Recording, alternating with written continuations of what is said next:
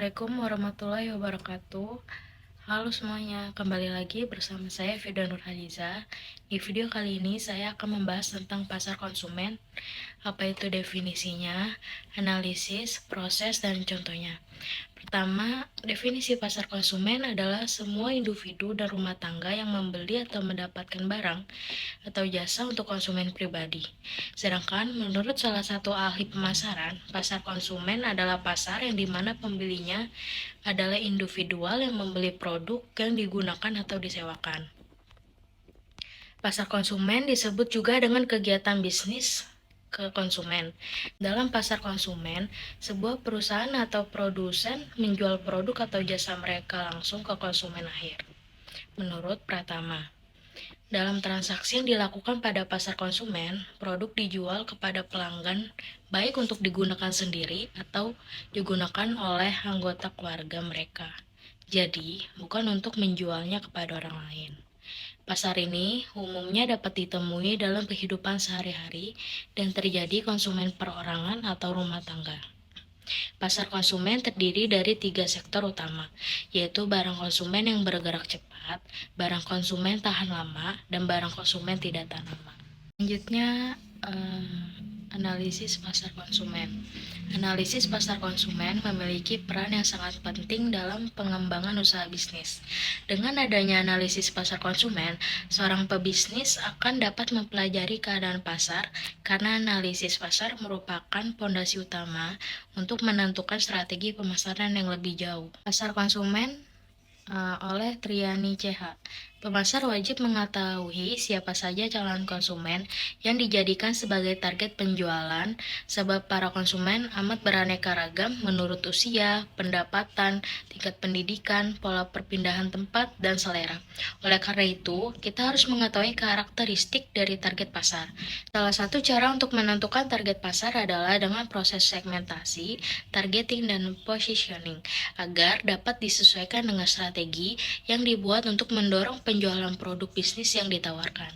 Jika sebuah lapisan atau segmen pasar cukup besar, beberapa perusahaan bisa menetapkan program pemasaran khusus untuk melayani pasar ini. Pasar konsumen ini merupakan target calon konsumen yang disasar oleh pemasar dalam memasarkan produk yang akan dijual. Tujuan pemasaran adalah untuk memenuhi dan memuaskan kebutuhan serta keinginan konsumen sasaran. Contohnya adalah para ibu-ibu yang membeli ayam potong di pasar. Ibu-ibu tersebut adalah pasar konsumen, sedangkan pasar itu sendiri adalah media transaksi pasar konsumen. Sehingga pasar konsumen akan erat dengan para pembeli dan media transaksi. Kita akan membahas tentang proses pengambilan keputusan konsumen dalam melakukan pembelian. Umumnya mempunyai 5 tahapan. Yang pertama yaitu pengenalan kebutuhan. Proses ini diawali sejak pembeli mengenali kebutuhan atau masalah. Kebutuhan tersebut dapat ditimbulkan oleh rangsangan internal atau eksternal.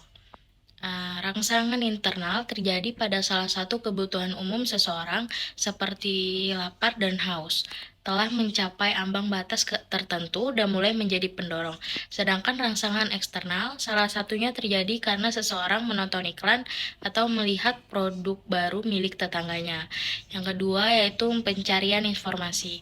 Setelah konsumen yang terangsang kebutuhannya, konsumen akan terdorong untuk mencari informasi yang lebih banyak. Orang akan lebih peka terhadap informasi produk. Yang ketiga yaitu evaluasi alternatif.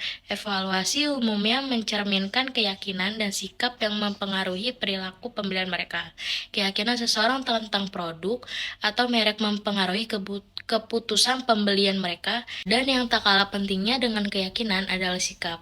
Sikap adalah evaluasi, perasaan emosi, dan kecenderungan tindakan yang menguntungkan atau tidak menguntungkan, dan bertahan lama pada seseorang pada objek atau gagasan tertentu. Yang keempat yaitu keputusan pembelian. Dalam suatu kasus pembelian, konsumen bisa mengambil beberapa keputusan meliputi merek, pemasok, jumlah, waktu pelaksanaan, dan metode pembayaran. Contohnya, ketika membeli kendaraan atau peralatan mesin, namun dalam pembelian produk sehari-hari, keputusan konsumen bisa jadi lebih sederhana. Bisa dicontohkan ketika membeli minyak goreng. Seseorang konsumen Seorang konsumen tidak banyak berpikir tentang pemasok atau metode pembayaran. Yang kelima yaitu perilaku pasca pembelian. Setelah pembelian dilakukan, konsumen akan selalu siaga terhadap informasi yang mendukung keputusannya. Konsumen akan membandingkan produk yang telah ia beli dengan produk lain.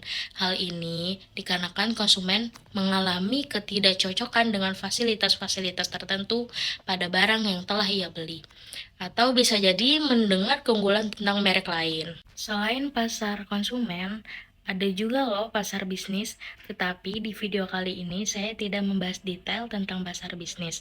Hanya saja saya akan membahas perbedaan jumlah pembeli pasar konsumen dan jumlah pembeli pasar bisnis. Jumlah pembeli pasar konsumen mempunyai jumlah pembeli yang besar, sedangkan pembeli pada pasar bisnis terbatas. Sebagai contoh, pelanggan IBM untuk produknya yang serupa, sistem perbankan terintegrasi hanya beberapa bank, sedangkan konsumen hero jutaan orang.